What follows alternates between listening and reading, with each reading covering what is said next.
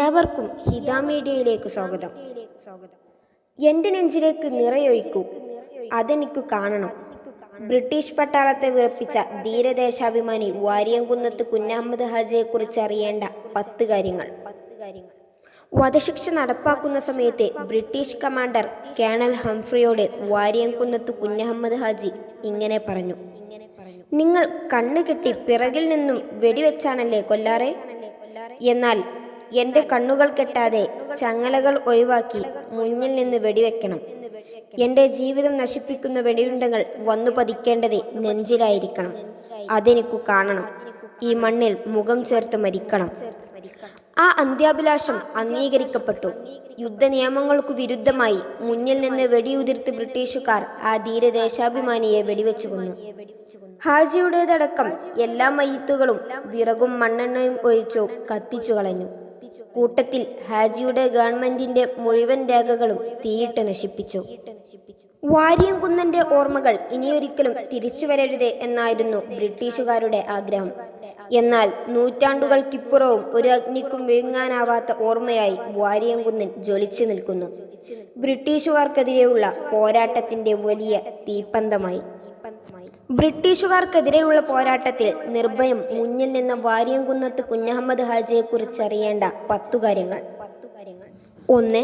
British മലബാറിലെ വള്ളുവനാട് താലൂക്കിലെ നെല്ലിക്കുത്തിലെ സമ്പന്ന തറവാടായ ചക്കിപ്പറമ്പത്തെ ക്രിസ്തുവർഷം 1870 കുഞ്ഞഹമ്മദ് ഹാജിയുടെ ജനനം. ബ്രിട്ടീഷ് വിരുദ്ധ പോരാളിയായിരുന്ന ചക്കിപ്പറമ്പൻ മൊയ്തീൻകുട്ടി ഹാജി പിതാവ്. ഉമ്മ തൂവൂരിലെ സമ്പന്ന ജന്മി തറവാടുകളിലൊന്നായ പാറവട്ടിയിലെ കുഞ്ഞായിഷുമ്മ. സാമൂതിരി രാജാവുമായി വ്യാപാരബന്ധം ഉണ്ടായിരുന്ന കുടുംബമായിരുന്നു ഹാജിയുടേത്. 2. ഏറനാട്ടിലെ സമ്പന്നനായ മരവ്യാപാരിയായിരുന്നു ഹാജിയുടെ പിതാവ് മൊയ്തീൻകുട്ടി ഹാജി. മരഡിപ്പോകളും ചരക്കു നീക്കത്തിന് കാളവണ്ടികളും ഹെക്ടർ കണക്കിന് നെൽപ്പാടങ്ങളും സ്വന്തമായിരുന്ന പിതാവിനെ കാർഷിക വ്യാപാര രംഗങ്ങളിൽ ചെറുപ്പം തൊട്ടേ കുഞ്ഞഹമ്മദ് ഹാജി സഹായിച്ചിരുന്നു. പോർച്ചുഗീസുകാരോട് യുദ്ധം ചെയ്ത് കൊല്ലപ്പെട്ട കുഞ്ഞിമരക്കാരായിരുന്നു ഹാജിയുടെ വീരപുരുഷൻ. 3. 20-ാം വയസ്സിന്റെ ചുറുചുറുക്കിൽ കുഞ്ഞഹമ്മദ് ഹാജി മലബാർ മാപ്പിള സമരത്തിന്റെ നേതൃനിരയിലെത്തി. ഇതിനിടെ അദ്ദേഹം മക്കയിലേക്ക് ഹജ്ജിന് പുറപ്പെട്ടു. യാത്രക്കിടെ കുറച്ചുകാലം ബോംബെയിൽ തങ്ങി. അവിടെ വെച്ച് ഇംഗ്ലീഷ്, ഹിന്ദി ഭാഷകൾ സ്വായത്തമാക്കി. കോൺഗ്രസിന്റെ പ്രവർത്തനങ്ങളെക്കുറിച്ചും മനസ്സിലാക്കി. 4. 1894 മണ്ണാർക്കാട് കാർഷിക ലഹളയിൽ പ്രതി ചേർത്ത് ഹാജിയുടെ പിതാവിനെ അന്തമാനിലേക്ക് ബ്രിട്ടീഷുകാർ നാടുകടത്തി. ഇത് ഹാജിയുടെ ബ്രിട്ടീഷ് വിരോധത്തിന് ശക്തി കൂട്ടി. ബ്രിട്ടീഷ് വിരുദ്ധ സമരങ്ങൾക്ക് നേതൃത്വം നൽകണമെന്ന് ആവശ്യപ്പെട്ട അദ്ദേഹം ചില പണ്ഡിതർക്ക് കത്തെഴുതി. ഇതോടെ ഹാജി ബ്രിട്ടീഷുകാരുടെ കണ്ണിലെ കരടായി. വീണ്ടും മക്കയിലേക്ക് പോയ ഹാജി തിരിച്ചു വന്നത് 1905. 5. ജന്മദേശമായ നെല്ലിക്കുത്ത് തിരിച്ചെത്തിയ ഹാജിയെ ബ്രിട്ടീഷുകാർ അവിടെ താമസിക്കാൻ സമ്മതിച്ചില്ല. ഇതോടെ ഉപ്പയുടെ നാടായ നെടിയിരുപ്പിൽ താമസമാക്കി. വീണ്ടും മക്കയിലേക്ക് പോയ ഹാജി പിന്നീട് തിരിച്ചെത്തിയത് 1915. തൊട്ടടുത്ത വർഷം മലബാർ ജില്ലാ കളക്ടർ ഇന്നീസിനെ കരുവാരക്കുണ്ടിൽ വെച്ച് വധിക്കാൻ ശ്രമിച്ച കേസിൽ ഹാജി അറസ്റ്റിലായി. തെളിവില്ലാത്തതിനെ തുടർന്ന് പിന്നീട് വിട്ടയച്ചു. 6. 1920 ഓഗസ്റ്റിൽ ഗാന്ധിജിയും മൗലാന ഷൗക്കത്ത് അലിയും പങ്കെടുത്ത 10,000 എത്തിച്ചേർന്ന കോഴിക്കോട് കടപ്പുറത്തെ സമ്മേളനത്തിൽ കുഞ്ഞഹമ്മദ് ഹാജിയും പ്രത്യേകം ക്ഷണിതാവായി സംബന്ധിച്ചിരുന്നു. മലബാറിൽ ഖിലാഫത്ത് പ്രസ്ഥാനം സജീവമായത് ഈ സമ്മേളനത്തിന് ശേഷമാണ്. 7. 1920 ഓഗസ്റ്റിൽ ബ്രിട്ടീഷ് സൈന്യം മമ്പുറം കിഴക്കേ പള്ളിയിൽ നടത്തിയ സൈനിക ഓപ്പറേഷനാണ് ഹാജിയുടെ ജീവിതത്തിൽ വഴിത്തിരിവായത്. പള്ളിയിൽ ആയുധങ്ങൾ ഉണ്ടെന്ന് ആരോപിച്ചായിരുന്നു ഓപ്പറേഷൻ. എന്നാൽ പട്ടാളം പള്ളി പൊളിച്ചെന്ന അഭ്യൂഹം കാട്ടുതീ പോലെ പരന്നു. ജനം പള്ളിയിലേക്ക് ഒഴുകി. ജനക്കൂട്ടത്തിന് നേരെ പട്ടാളം വെടിവെച്ചു. ജനം പട്ടാളത്തെയും നേരിട്ടു. ബ്രിട്ടീഷ് സേന പിന്തിരിഞ്ഞോടി. തൊട്ടു പിന്നാലെ ആലി മുസ്ലിയാരുടെ നേതൃത്വത്തിൽ സമാന്തര ഭരണം പ്രഖ്യാപിക്കപ്പെട്ടു. 10 ദിവസം മാത്രമാണ് ആലി മുസ്ലിയാർ ഭരിച്ചത്. പിന്നീട് വാരിയംകുന്നനായി ഭരണാധികാരി. 8. ബ്രിട്ടീഷ് പട്ടാളവും പോലീസും അധികാരികളും നാടുവിട്ടതോടെ ഏറനാട്, വള്ളുവനാട്, പൊന്നാനി, കോഴിക്കോട് താലൂക്കുകളിലെ 200 വില്ലേജുകൾ കേന്ദ്രീകരിച്ചാണ് സ്വതന്ത്ര രാജ്യ പ്രഖ്യാപനം നടന്നത്.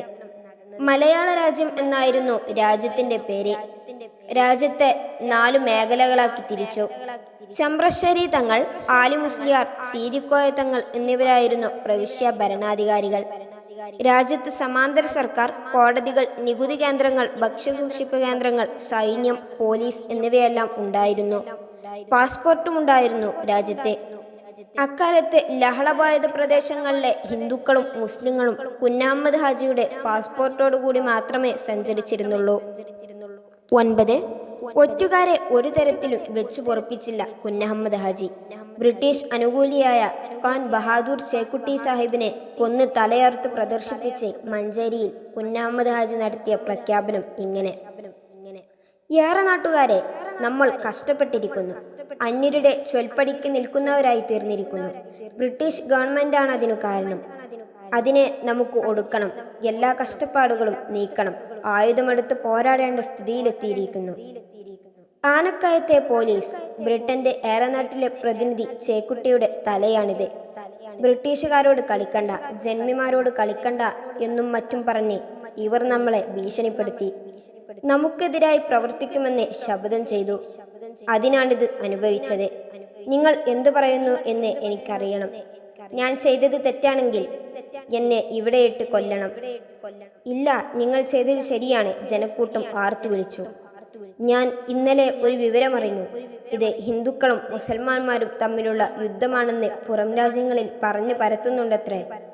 വെള്ളക്കാരും അവരുടെ സിൽബന്ദികളായ ആനക്കയം ചേക്കുട്ടിയെപ്പോലുള്ളവരും പടച്ചവന്റെ സൃഷ്ടികളെ 4 ജാതിയാക്കി തിരിച്ചത് ദൈവം ചെയ്തതാണെന്ന് കള്ളം പറഞ്ഞ് വിശ്വസിപ്പിച്ച് ഭൂരിപക്ഷം മനുഷ്യരെയും അടിമകളാക്കിയ ജന്മിമാരും ചേർന്നാണ് ഇങ്ങനെ പറഞ്ഞു പരത്തുന്നത്. നമുക്ക് ഹിന്ദുക്കളോട് പകയില്ല. എന്നാൽ ബ്രിട്ടീഷ് ഗവൺമെന്റിനെ സഹായിക്കുകയോ ദേശത്തെ ഒറ്റുകൊടുക്കുകയോ ചെയ്യുന്നവരെ ആരായിരുന്നാലും നിർദ്ദയമായി അവരെ ശിക്ഷിക്കും. ഹിന്ദുക്കൾ നമ്മുടെ നാട്ടുകാരാണ്. അനാവശ്യമായി ഹിന്ദുക്കളെ ആരെങ്കിലും ദ്രോഹിക്കുകയോ സ്വത്ത് കവരുകയോ ചെയ്താൽ ഞാൻ അവരെ ശിക്ഷിക്കും. ഇത് മുസൽമാന്മാരുടെ രാജ്യമാക്കാൻ ഉദ്ദേശമില്ല. എനിക്ക് മറ്റൊന്ന് പറയാനുണ്ട്. ഹിന്ദുക്കളെ ഭയപ്പെടുത്തരുത്. അവരുടെ അനുവാദമില്ലാതെ അവരെ ദീനിൽ ചേർക്കരുത്. അവരുടെ സ്വത്തുക്കൾ അന്യായമായി നശിപ്പിക്കരുത്. അവരും നമ്മെപ്പോലെ കഷ്ടപ്പെടുന്നവരാണ്. ഹിന്ദുക്കളെ നമ്മൾ ദ്രോഹിച്ചാൽ അവർ ഈ ഗവൺമെന്റിന്റെ ഭാഗം ചേരും. അത് നമ്മുടെ തോൽവിക്ക് കാരണമാവും. ആരും പട്ടിണി കിടക്കരുത്. പരസ്പരം സഹായിക്കുക. തൽക്കാലം കയ്യിലില്ലാത്തവർ ചോദിച്ചാൽ ഉള്ളവർ കൊടുക്കണം. കൊടുക്കാതിരുന്നാൽ ശിക്ഷിക്കപ്പെടും. കൃഷി നടത്തണം. അതുകൊണ്ട് കുടിയാന്മാരെ ദ്രോഹിക്കരുത്. പണിയെടുക്കുന്നവർക്ക് ആഹാരം നൽകണം. അവർ വിയർപ്പൊഴുക്കി അധ്വാനിക്കുന്നതിന്റെ ഫലം അവർക്കും അവരുടെ കുടുംബത്തിനും ലഭിക്കണം. വേണ്ടി വന്നാൽ നാടിനു വേണ്ടി യുദ്ധം ചെയ്ത് മരിക്കാൻ നാം തയ്യാറാണ്, ഇൻഷാ അല്ലാഹ്.